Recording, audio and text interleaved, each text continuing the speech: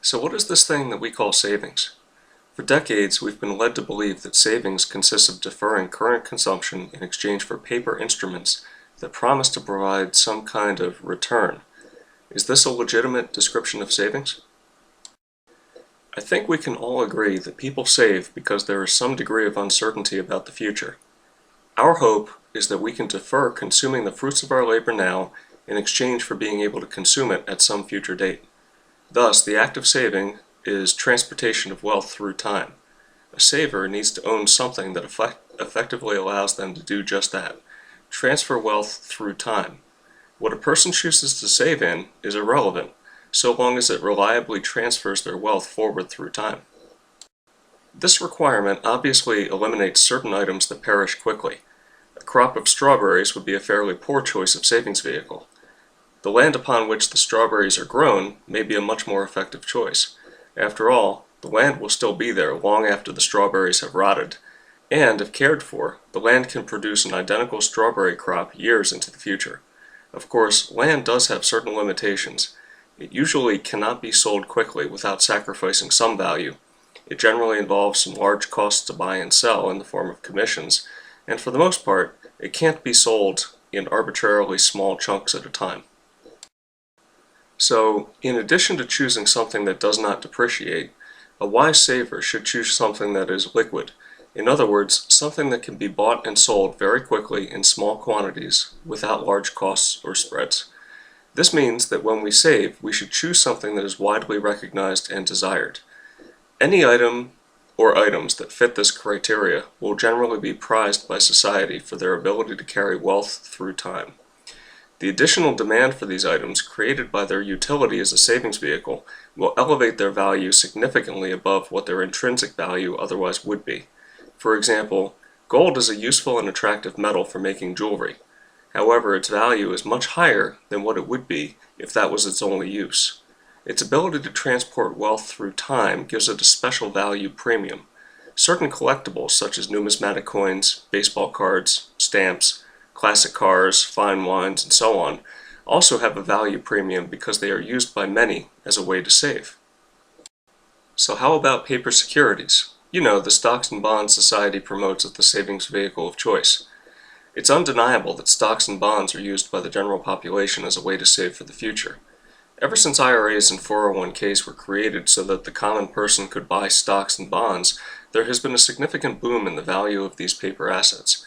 One might say that the valuation placed upon these paper assets has increased significantly above what their intrinsic value otherwise would be. But is this elevation in value a problem? Let's analyze it in a roundabout way. Let's go back to gold as an example. If the entire world decided tomorrow that gold is now their #1 favorite savings medium, then the additional demand would cause gold's price to increase very quickly. After all, there's only so much of it in the world, and so the gold will flow towards those who value it the most and are willing to pay the highest price. If the price increased tenfold as a result, what would happen to the supply?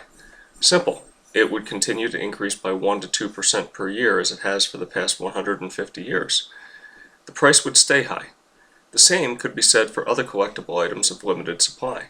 The added demand would cause the price to increase and not come back down. For paper securities, this is not the case. When the demand for paper increases its value above its intrinsic value, more of it is supplied to the market. A high demand for stocks, for example, makes equity financing for a corporation attractive, and so a company will be more likely to issue additional stock to fund its operations. When bonds are in high demand, interest rates will be lower than they otherwise would be, and this will encourage companies, municipalities, states, and countries to issue more debt than they otherwise would. So why is this a problem for the saver? Let's consider global debt. Global debt has increased by a factor of 18 since 1980. This is evidence of the demand for debt as a savings vehicle. If there was no demand for it, then it would be very difficult to issue new debt to such a great extent. So what sets the value of all this debt? Well, there are two ways to look at it. In a healthy functioning economy, the debt is worth the stream of cash flow that it generates, and the cash flow is of course valued at any point in time by the volume of tangible goods that the cash can purchase. So we can say that the value is based upon the stream of tangible goods that the debtors can provide to the creditors. The debt has increased by a factor of 18 over the past 30 years. Has the amount of goods and services that can be produced and tendered in payment of debt increased by a factor of 18? No. It is the demand for debt as a savings vehicle that has increased its valuation. This is the prime reason why interest rates have fallen over the past 30 years, but this is not the main problem that the savers face. So long as the demand for debt remains high and the flow of goods and services to the bondholders continues, everything is fine. But suppose that the flow of cash is interrupted. What if the terms of the debt cannot be honored? Well, here's where things get dicey. When the terms of a debt contract cannot be met, there is generally a legal action that occurs. A country might default. A company may file for bankruptcy protection until a reorganization or orderly liquidation can occur. Whichever it is, the value of all paper securities associated with the debtor takes on a very different nature. The value now is based upon the amount of assets that can be legally collected, which is generally a much lower value. In other words, the credit that has been pyramided atop a smaller quantity of tangible collateral contracts. Pictured on this slide is John Exter's liquidity pyramid from many years ago. Exter was an economist who, like Ben Bernanke, was very interested in the cause of the Great Depression and who served on the board of governors of the Federal Reserve. His depiction of the system was that all credit was based upon a small quantity of gold that ultimately stood as collateral. It was an inverted pyramid with the most risky and illiquid items being in the greatest quantity atop the pyramid, furthest away from the collateral, gold. When the quality of the credit was in question, the assets at the middle and the top of the pyramid would vaporize as investors scrambled to redeem whatever they could. This is the situation that our savers are in now. The debt has increased by a factor of 18 over 30 years, and the collateral backing them has not increased by nearly that amount. To make matters worse, there have been many laws passed by world governments recently that have recognized the derivatives contracts as having a senior claim on any assets.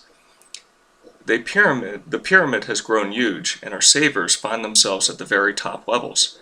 In the event of a debt payment failure, the value of the paper assets will be very quickly marked down to a much lower value, reflecting the amount of collateral that's actually backing them. This is not the case with gold, silver, and collectibles. They are at the bottom of the pyramid. Yes, their value can change based upon the desire of others to own these items, but chances are that the floor will not drop out from under them. But that's what makes items that are suited for savings unique. Their value can fluctuate with the needs of the population to transport their wealth forward in time. The best savings vehicle, though, are those whose value tends to be much higher than what it otherwise would be if their only demand was industrial. So don't be concerned about placing your faith in an item that is valued highly but has very little industrial demand. Its value is high because it has stood the test of time as intemporal wealth.